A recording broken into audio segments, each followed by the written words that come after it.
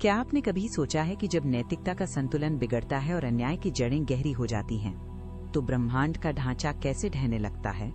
ये केवल एक राजा की कहानी नहीं है, बल्कि उस शाश्वत संघर्ष की गाथा है जो हर युग में मानवता के हृदय के भीतर चलती है। जब धर्म का प्रकाश धुंधला पड़ने लगता है, तब अंधकार अपनी सीमाएं तोड़ देता है। ये रामायण का प्रारंभ है। विचार कीजिए, क्या अधर्म की कोई सीमा होती है? जब सत्य का मार्ग भटक जाता है, तब नियति स्वयं एक नया रास्ता चुनती है। हम एक ऐसे युग की दहलीज पर खड़े हैं जहां शक्ति का अर्थ केवल विजय नहीं बल्कि विनाश बन चुका है। ये गाथा केवल अतीत का स्मरण नहीं है, बल्कि उस सत्य का साक्षात्कार है जो आज भी प्रासंगिक है। जब पृथ्वी का भार असहनीय हो जाता है और न्याय की पुकार देवताओं के द्वार तक पहुंचती है, तब एक नई पटकथा लिखी जाती है।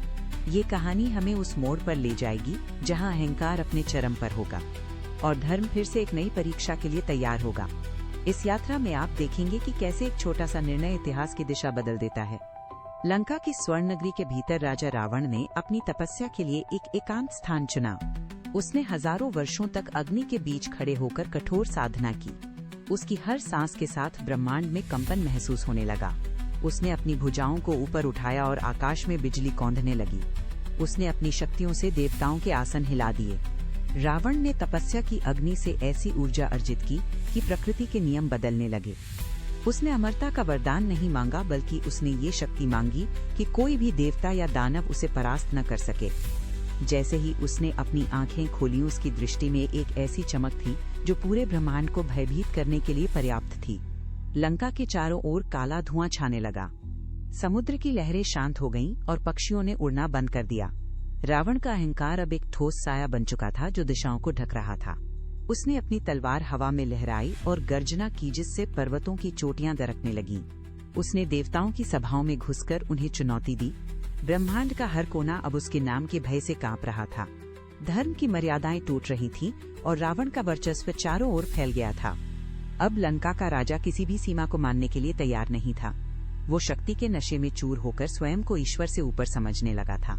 धरती कांप रही थी, वनों में आग लग गई और नदियां अपना मार्ग भूल गईं। पृथ्वी माता ने अपना रूप बदला और देवताओं के समूह के साथ ब्रह्मलोक की ओर प्रस्थान किया। उनके पैर लड़खड़ा रहे थे, आंखों में पीड़ा की लकीरें थीं। उन्होंने मार्ग में आने वाले पर्वतों को पार किया और अंततः ब्रह्मा के समक्ष जाकर घुटने टेक दिए। उन्होंने अपनी व्यथा शब्दों में नहीं बल्कि आंसुओं से व्यक्त की। पृथ्वी ने कहा, रावण के अत्याचारों से मेरा अस्तित्व मिट रहा है। ब्रह्मा ने अपनी आंखें खोली, उनका मुख गंभीर था। उन्होंने देखा कि रावण का अहंकार कैसे सृष्टि के संतुलन को बिगाड़ रहा है। देवताओं ने एक स्वर में कहा, यदि अधर्म को अभी नहीं रोका गया तो धर्म का विनाश निश्चित है। ब्रह्मा ने अपना हाथ उठाया और चारों दिशाओं में सन्नाटा छा गया। उन्होंने देवताओं को शांत किया और समस्या की गहराई को समझा। संकट इतना गहरा था कि साधारण अस्त्र काम नहीं कर सकते थे। ब्रह्मा ने देवताओं को एक दिशा दिखाई जहां से समाधान निकलना था। ये केवल एक सभा नहीं थी, बल्कि ब्रह्मांड के विनाश को रोकने की अंतिम योजना थी। पृथ्वी माता का चेहरा अब भी चिंता से भरा था, क्योंकि उन्होंने रावण की शक्ति को स्वयं अनुभव किया था। उन्होंने ब्रह्मा से पूछा, क्या कोई ऐसा है जो इस अंधकार को मिटा सके? ब्रह्मा ने उत्तर दिया कि नियति ने पहले ही अपना जाल बुनना शुरू कर दिया है। देवताओं की सभा में ब्रह्मा ने वरदान की उस पहेली को खोला जो रावण की अजेयता का आधार थी। रावण ने देवताओं, दानवों, यक्षों और गंधर्वों से सुरक्षा मांगी थी, लेकिन उसने मनुष्य का नाम तक नहीं लिया। उसने मनुष्य को इतना तुच्छ समझा कि उसे अपनी सुरक्षा के घेरे में गिनना भी आवश्यक नहीं समझा। यही उसकी सबसे बड़ी भूल सिद्ध हुई। ब्रह्मा की वाणी गूंजी, उसने अपनी मृत्यु का द्वार स्वयं ही खुला छोड़ दिया है। देवताओं के चेहरों पर जो निराशा थी, वह अब एक सूक्ष्म आशा में बदलने लगी। रावण ने अपनी शक्ति के मद में प्रकृति के उस छोटे से जीव को अनदेखा कर दिया जो भविष्य में उसका अंत करेगा। वो ये समझ नहीं पाया कि सृष्टि का हर कण अपना महत्व रखता है। अहंकार ने उसकी बुद्धि को ढक दिया था। उसने सोचा कि वो पूरी तरह सुरक्षित है, पर नियति ने पहले ही मनुष्य रूप में उसका काल तय कर दिया था। उसने स्वर्ण नगरी की दीवारों को मजबूत किया, पर अपनी मृत्यु के बीज को वहीं पनपने दिया। जब रावण गर्व से अपनी भुजाओं को देखता, वह ये नहीं जानता था कि वही भुजाएं अंत में एक मनुष्य के हाथों पर आस्त होंगी। ये पहेली अब सुलझ चुकी थी। देवताओं ने समझा कि रावण का अभेद्य कवच दरअसल एक जाल है। अधर्म की पराजय अब निश्चित दिखाई देने लगी थी। समय का पहिया तेजी से घूमने लगा और रावण के विनाश की नींव पड़ गई। अचानक ब्रह्मलोक का आकाश एक तीव्र और अलौकिक प्रकाश पुंज से भर उठा। ये प्रकाश इतना प्रखर था कि देवताओं को अपनी आंखें मूंदनी पड़ी। सन्नाटा चीरती हुई एक गड़गड़ाहट सुनाई दी, जैसे पंखों की फड़फड़ाहट से पूरी सृष्टि कांप उठी हो। सुनहरे पंखों वाला विशाल गरुड़ बादलों को चीरता हुआ सभा के बीचों बीच उतरा। गरुड़ की गति इतनी तीव्र थी कि वायु का एक बवंडर सा बन गया। उस दिव्य तेज के बीच भगवान विष्णु प्रकट हुए। उनकी उपस्थिति ने सभा के वातावरण को तुरंत बदल दिया। देवता जो अब तक चिंता और भय में डूबे थे, अब स्तब्ध होकर उस प्रकाश को निहार रहे थे। गरुड़ के पैरों के निशान धूल में गहरे धंस गए। भगवान विष्णु ने अपनी शांत दृष्टि से सभी देवताओं को देखा। उनके चारों ओर एक सुरक्षा घेरा सा बन गया था। डर की जो छाया देवताओं के मन पर थी, वह उस दिव्य उपस्थिति के आते ही छटने लगी। ये कोई साधारण आगमन नहीं था, बल्कि रावण के अहंकार पर प्रहार की पहली आहट थी। देवताओं ने श्रद्धा से सिर झुकाया। वातावरण में एक नई ऊर्जा का संचार हुआ। अब सब कुछ बदल चुका था।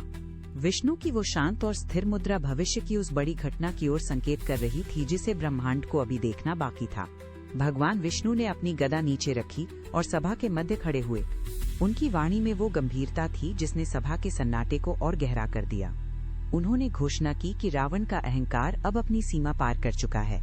वे स्वयं मनुष्य रूप में जन्म लेंगे। ये एक ऐसा निर्णय था जिसने देवताओं को भी अचंभित कर दिया। सर्वशक्तिमान का स्वयं को सीमित करना, एक नश्वर शरीर में बंधना, केवल धर्म की रक्षा के लिए था।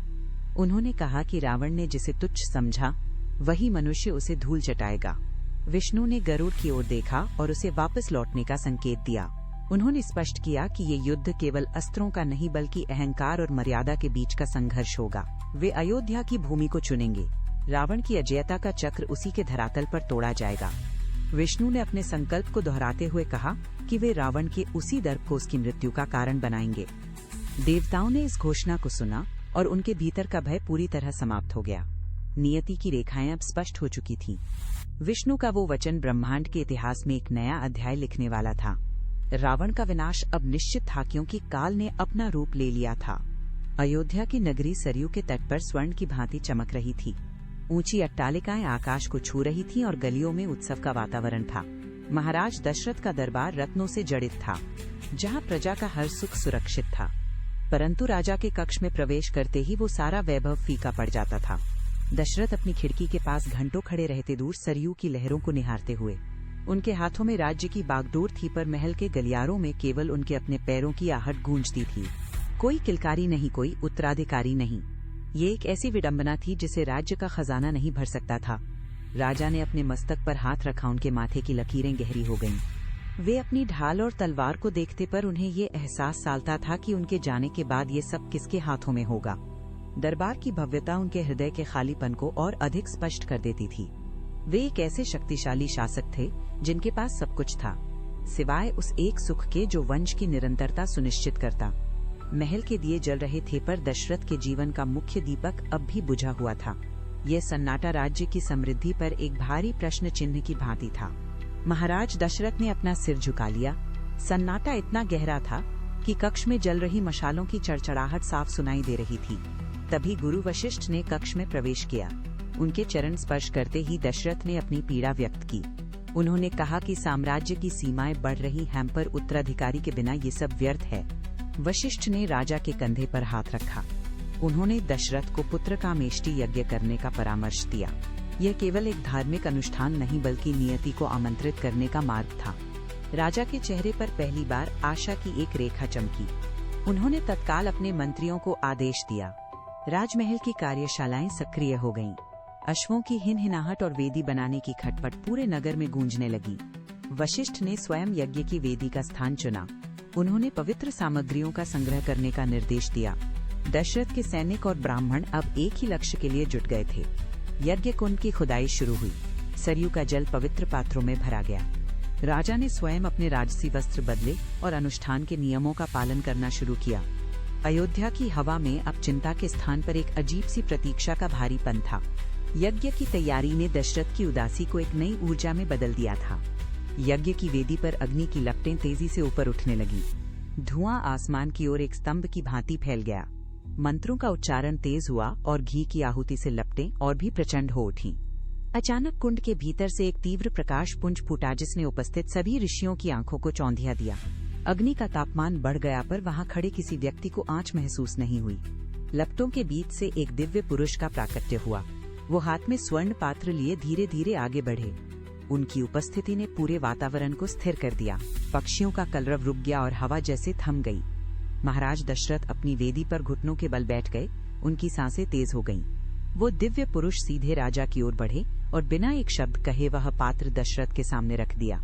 यज्ञ कुंड से उठती राख अब शांत हो चुकी थी। यह कोई प्राकृतिक घटना नहीं थी, बल्कि साक्षात नियति का हस्तक्षेप था। दरबार में सन्नाटा इतना गहरा था कि राजा के हृदय की धड़कन स्पष्ट सुनाई दे रही थी। उस दिव्य पुरुष के आने से अयोध्या का भाग्य एक ही क्षण में बदल गया था। सब कुछ अब उस पात्र के भीतर समाहित था जिसका इंतजार सदियों से हो रहा था। महाराज दशरथ ने कांपते हाथों से स्वर्ण पात्र को थामा। पात्र का स्पर्श ठंडा और भारी था। उन्होंने धीरे धीरे ढक्कन हटाया। भीतर रखी दिव्य खीर से एक मंद दूधिया प्रकाश निकल रहा था। उन्होंने सबसे पहले कौशल्या की ओर कदम बढ़ाए। रानी के हाथ आगे बढ़े और उन्होंने वो प्रसाद ग्रहण किया। इसके बाद दशरथ ने सुमित्रा और कैकेयी को भी वो दिव्य अंश प्रदान किया। जैसे ही रानियों ने खीर का प्रथम ग्रास लिया, महल के गलियारों में सन्नाटा छा गया। मशालों की लौ स्थिर हो गई। हवा में तैरती धूल के कण मानो ठहर गए हों। रानियों के चेहरे पर एक अजीब सी गंभीरता उतर आई। किसी ने कोई शब्द नहीं बोला, लेकिन प्रत्येक की आंखों में एक नई चेतना का उदय स्पष्ट था। महल के भीतर की हलचल पूरी तरह शांत हो गई। न सेवकों की पदचाप सुनाई दे रही थी, न ही बाहर के नगर का कोलाहल। केवल एक गहरी, शांत और भारी खामोशी थी, जो भविष्य के गर्भ में पल रही उस महाशक्ति का संकेत दे रही थी। दशरथ ने अपनी रानियों को देखा और फिर वेदी की ओर मुड़े। उनके भीतर का रिक्त स्थान अब भर चुका था। वो शांति केवल एक क्षणिक ठहराव नहीं, बल्कि उस मर्यादा पुरुषोत्तम के आगमन की ठोस नींव थी जो जल्द ही अयोध्या की धरा पर उतरने वाले थे। महल की पत्थर की दीवारों से अचानक एक सुनहरी चमक फूटने लगी। ये रोशनी मशालों की नहीं, बल्कि किसी अज्ञात स्रोत से आ रही थी। छत से धूल के कण नहीं, बल्कि दिव्य पुष्प नीचे गिरने लगे। पंखुड़ियां फर्श पर गिरते ही लुप्त होने लगी। महल के खंभों ने जैसे अपनी कांति बदल ली। हवा में एक मीठी और भारी गंध फैल गई, जिससे सांस लेना भी एक अलग अनुभव बन गया। बाहर सरयू नदी की लहरें अचानक शांत हो गई, मानो पानी ने भी अपनी गति रोक दी हो। आकाश का रंग बदल गया, नीले से गहरा बैंगनी और फिर एक दिव्य सफेद चमक। महल के भीतर खड़े हर व्यक्ति ने अपने शरीर में एक कंपन महसूस किया। दिए अपने आप प्रज्वलित हो उठे। उनकी लौ अब स्थिर नहीं, बल्कि नृत्य कर रही थी। ये केवल एक प्राकृतिक घटना नहीं थी, ब्रह्मांड की वो योजना जिसका सूत्रपात वर्षों पहले हुआ था, अब अपनी पूर्णता की ओर बढ़ रही थी। दीवारों पर पड़ने वाली परछाइयां लंबी और स्थिर हो गईं। कहीं दूर शंख की ध्वनि गूंजी, जो महल की दीवारों से टकराकर वापस लौटी। अयोध्या का हर कोना अब उस दिव्य प्रभाव के दबाव में था। ये स्पष्ट हो गया कि नियति ने अपना कार्य चुन लिया है और अब उसे बदला नहीं जा सकता। रावण का अहंकार केवल एक विचार नहीं, बल्कि वो भारी बोझ था जो उसके विनाश का कारण बना। जब कोई शक्ति का प्रदर्शन करता है तो वो अपनी ही नींव को खोखला कर रहा होता है। अयोध्या की गलियों में गूंजती वो भविष्य की पदचाप रावण के उस अभेद्य दुर्ग के लिए एक चेतावनी है।